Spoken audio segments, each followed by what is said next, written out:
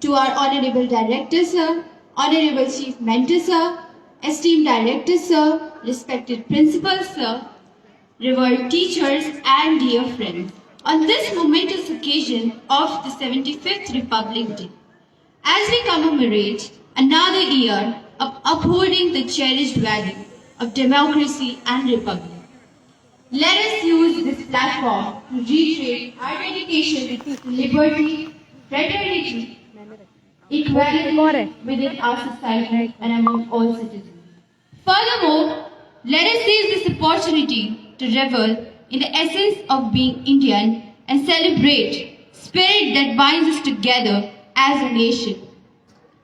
Without any delay, let's turn our attention to someone whose words never fail to kindle the flame of patriotism within us. I humbly request our esteemed Chairman Sir to inspire with his words and instill a deep sense of patriotic fervor.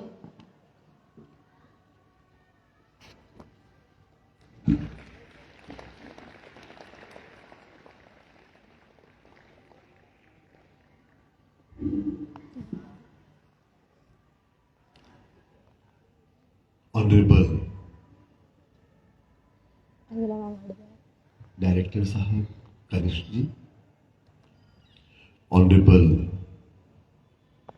Principal Upadhyay साहब, learned teachers and dear students.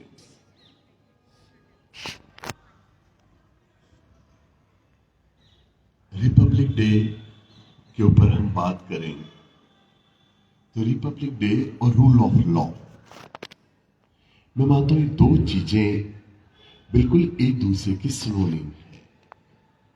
जब आप Republic day की बात करते हैं तो हमें याद आती है कि आजादी पहले मिल गई, उसके बाद हमने कानून बनाए, हमने अपने लॉज फ्रेम किए, और लॉज की जो बुनियाद है वे रूल ऑफ लॉ कि कोई भी इंसान केवल अपने बर्थ राइट से महानता अटेन नहीं करेगा, सबको अपॉर्चुनिटीज, इक्वल अपॉर्चुनिटीज मिलेंगी, और इक्वल अपॉर्चुनिटीज को अवेल करके कोई भी इंसान, भले उसके पिताजी चाय बेचते हो, वो प्राइम मिनिस्टर बन सकता है।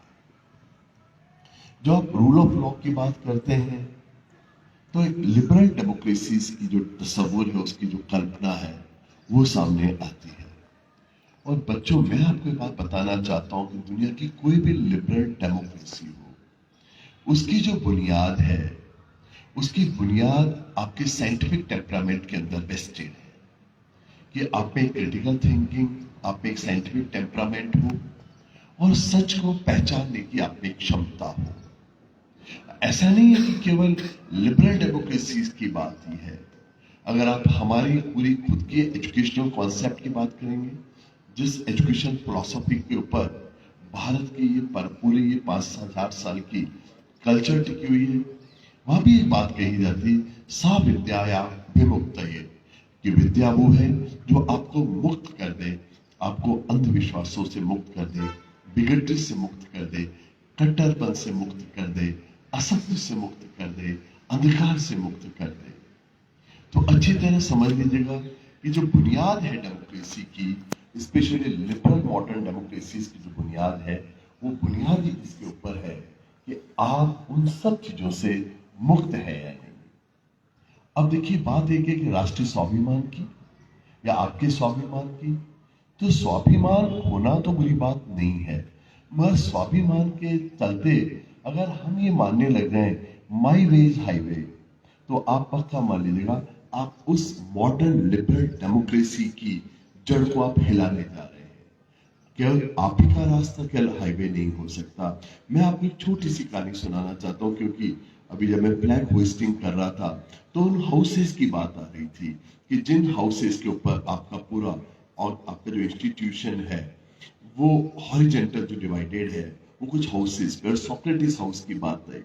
मैं छोटी सी कहानी सुनाना चाहता हूँ सोक्रेटिस की, कि कहते हैं सोक्रेटिस को किसी ने ये पता लगा सोक्रेटिस को, क्योंकि उन पर एक मंदिर था ग्रीस के अंदर, डेल्फी का, और डेल्फी के टेम्पल के अंदर कुछ वहाँ एक ओरेकल था, वहाँ कुछ प्रीस्ट बैठती थी, कुछ लड़कियां बैठती थी, और उन जो लड़कियां थी उनको पाइथा बोला करते थे।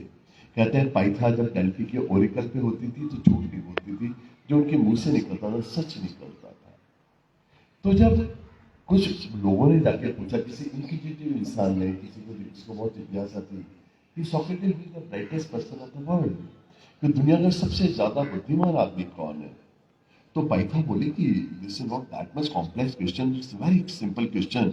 Socrates undoubtedly most brightest person of the world, contemporary world.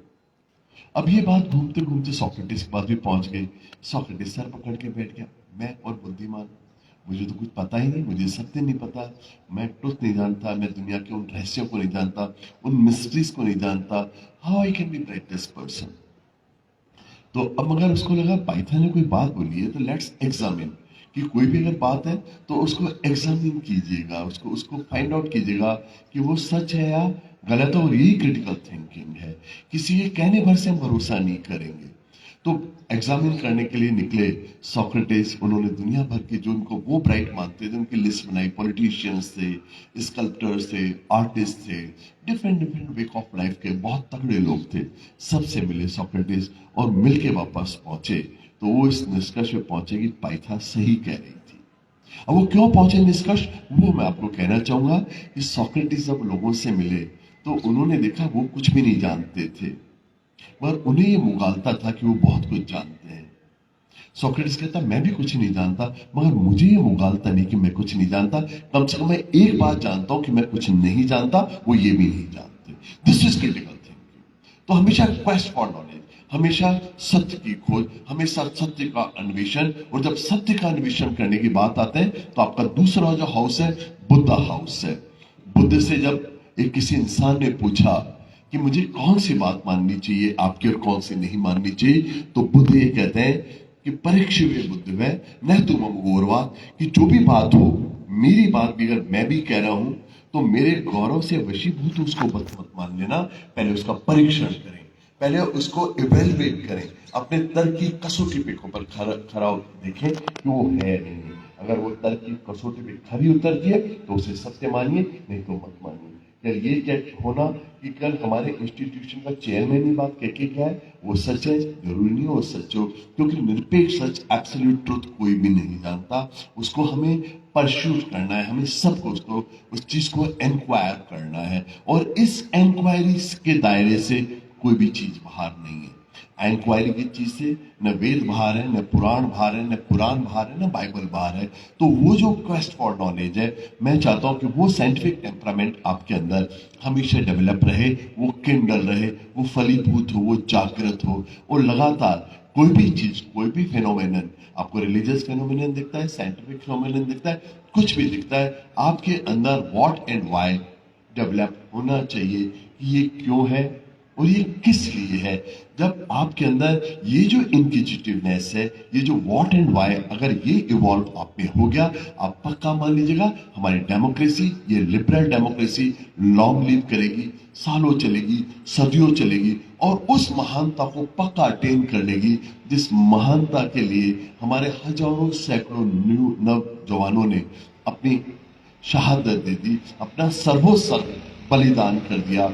मगर ये चीज आपको देखनी है कि लगातार एक साइंटिफिक टेम्परामेंट, कोई भी बात कह रहा है, अगर प्राइम मिनिस्टर भी कोई बात कह रहे हैं तो we have to inquire about it कि क्या वो सच है या गलत है।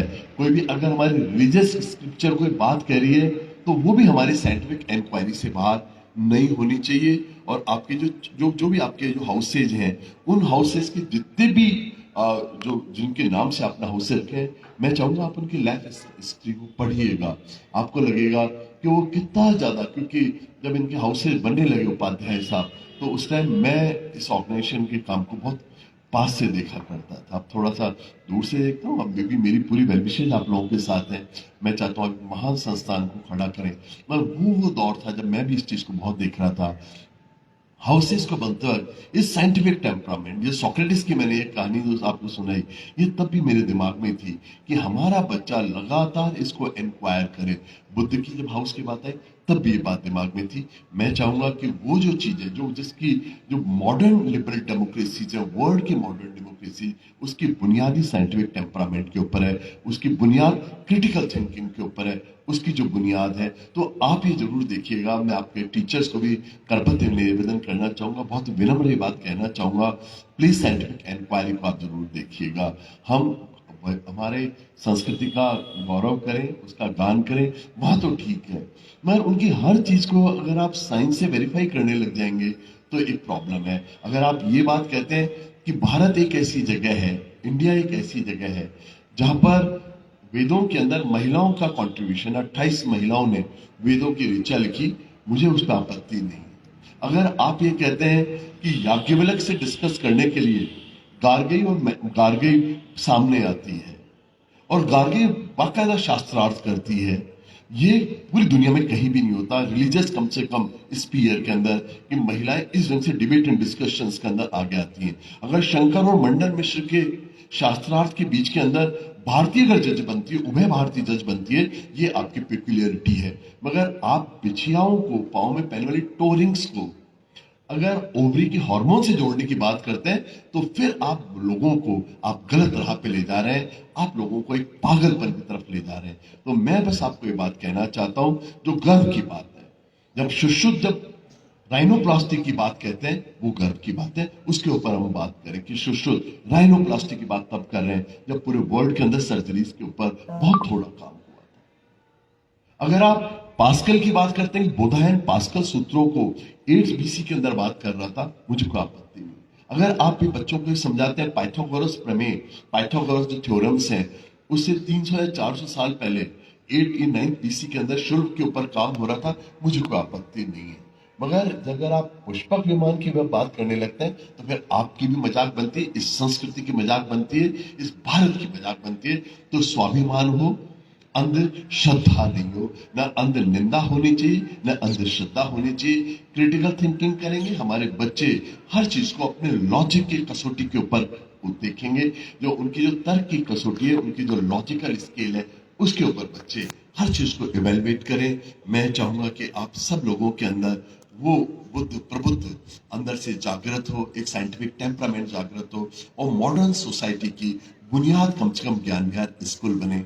आपका जो बच्चा है वो अलग ढंग का विलक्षण बच्चा हो, एक पिक्यूलियर बच्चा हो, एक ऐसा बच्चा हो जो बाकी दुनिया के बच्चों से बिल्कुल डिफरेंट हो, जिसके रूट्स जो है भले वो जड़ें भारत में हो, मगर वो दुनिया की सबसे आधुनिक चीजों को, सबसे मॉडर्न क्रिटिकल थिंकिंग को वो ऑप्ट करे, उसको अडेप्ट करे, उसके अकॉर्डिंग अपनी जिंदगी को जिए और एक बहुत शानदार आप जिंदगी जिए, एक बहुत खूबसूरत आप जिंदगी जिए, एक बिल्कुल एनलाइटनड जिंदगी जिए, इस विश के साथ थैंक यू वेरी मच।